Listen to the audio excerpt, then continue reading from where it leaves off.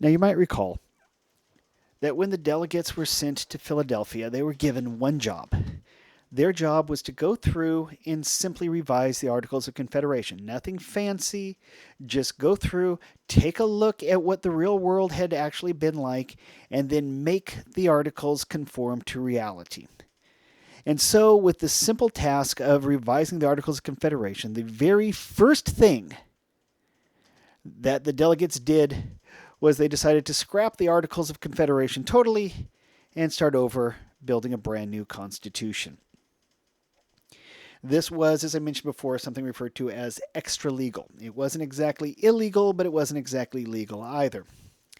Now, you had a lot of problems with trying to build a new government this way. First and foremost, what about the old Confederation Congress? Now remember, the old Congress, you had every state got one vote. You could have 2 to 7 delegates from your state, but you only got the one vote. Well, since we're starting over from scratch, different states had different ideas. Now, you had something called the Virginia Plan. Now, the Virginia Plan, also known as the Large State Plan, was one that was favored by the large states. It said that all representation in the Congress should be based on state population. In other words, if your state had more people living in it, you should have a bigger say in national policy because you had more of the nation living there. And that is a reasonable argument. You also had at the same time, however, the New Jersey Plan. Now, the New Jersey Plan was the idea that every state should be treated equally, that all states were equal to every other state, and therefore each state should get the same number of votes regardless of population. Now, big states, they loved the Virginia Plan. Little states, they loved the New Jersey Plan. And both sides made sense. You need to have the states be equal. But you also have to represent the fact that some states had more people than others. So what do? You end up doing something that we don't think of in regards to Americans. We tend to think of ourselves as uncompromising. But in all honesty, it is something for which we have a real genius. And that's exactly what we did here. The two sides were both dead set. And so you get something referred to as the Great Compromise, or sometimes called the Connecticut Compromise. Decided that we would have a bicameral or two-house legislature. The idea is the House of Representatives, representation would be based on population. The more people you had in your state, the more representatives you would have in the House.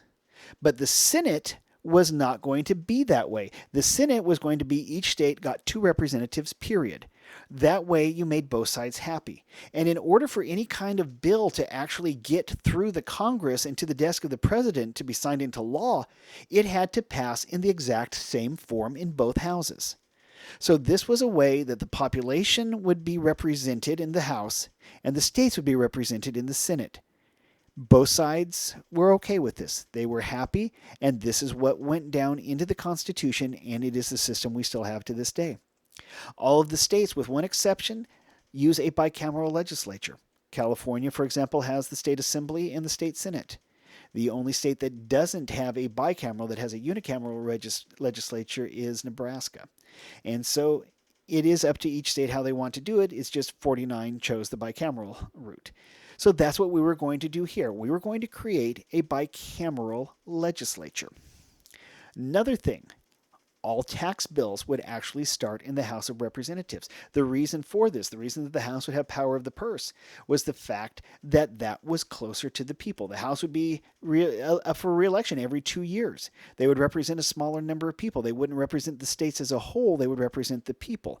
Therefore, this being closer to the people, it was argued they were the ones that would have to face the people's wrath a lot more often. And so they decided that all tax bills would start in the House. Remember, a lot of the revolution had started because of no taxation without representation. Well, now you've got representation, and with it, oftentimes, comes taxation. There would also be a strong, independent executive branch. We hadn't had one of those under the Confederation Congress. Now we're going to have a president. The president would actually be the commander-in-chief of the military. The president would have the ability to veto legislation, but we would have checks and balances put in so that you could go back and have the Congress override the presidential veto. So we're going through and we are really recreating the government in a very, very different form.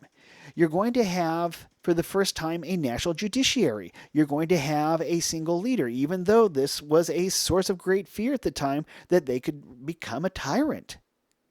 But we're reaching these compromises. We are reaching the ability to put together a functioning government that's going to hopefully last throughout the ages.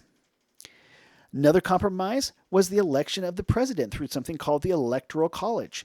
Okay, we don't vote directly for the president. Okay, in a certain respect, the people were viewed as too ignorant to vote in some cases. Today, we find ourselves happy if we get 50-60% of the people who can vote to actually show up and vote for the president. What happens with the Electoral College is we vote for what are called electors. And those electors then go and vote in the actual election at the end of the year. Now, granted, we have just had some Supreme Court decisions come down that will force the electors to vote the way their state did. But the popular vote elects the electors, and therefore the popular vote decides who they're going to vote for president, and therefore the people do vote for the president, but in a very indirect way. It is a way that there is a little lining between the people and the election to try and smooth out the rougher edges, is the best way to put it, to try and prevent that mobocracy that we talked about, where we have passions reigning and causing all sorts of grief. I've said it before. Most of us can point to a time when we have, in the heat of the moment, said something or done something we later regret. And the idea here is that this would be a way to try and prevent that from happening on an electoral scale. Now, the book has the phrase that slaves would count as 3/5 of a person in census counts for representation.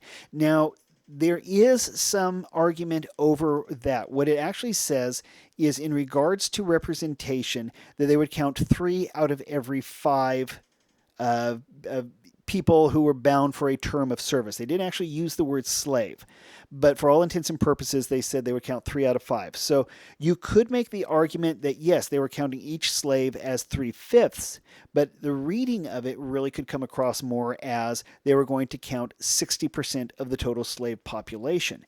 The thing was, the states with a large slave population wanted the slaves counted for the purposes of representation in the House of Representatives. This would give them more power.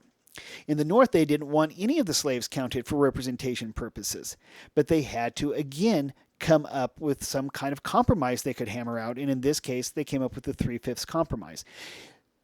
Referring to it as either 3/5 of a person or counting 3 out of every 5, it probably is a case of splitting hairs, but it is one of the things that was done at the time to try and make sure that the country would actually be able to get going.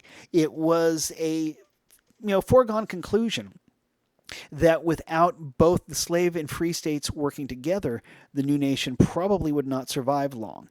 And so they basically, once again, cut a deal. Now, they would eventually, get rid of slavery altogether. It would just take another 60 years or so, plus a few, 800,000 deaths and a few amendments to the Constitution, and we would finally at least have the slavery issue worked on.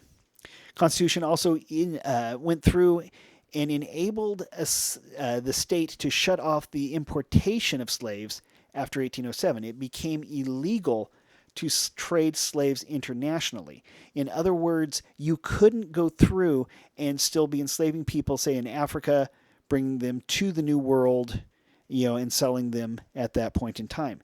It did not, however, end the slave trade. Now, you could still buy and sell people within the United States, and that would go on, again, until the 13th Amendment was passed. But there was at least a start. Starting in 1808, we actually would now take part in anti-slavery patrols off the coast of Africa, trying to bring about an end to the international slave trade. Again, this is one of those instances where you look at it and question, it doesn't seem to make a whole lot of sense to make part of it illegal, but to maintain another part. But again, this was a point in time where they were trying to essentially come up with some kind of compromise that would at least allow the nation to get at least a start in life, and they needed both halves of the country in order to do that.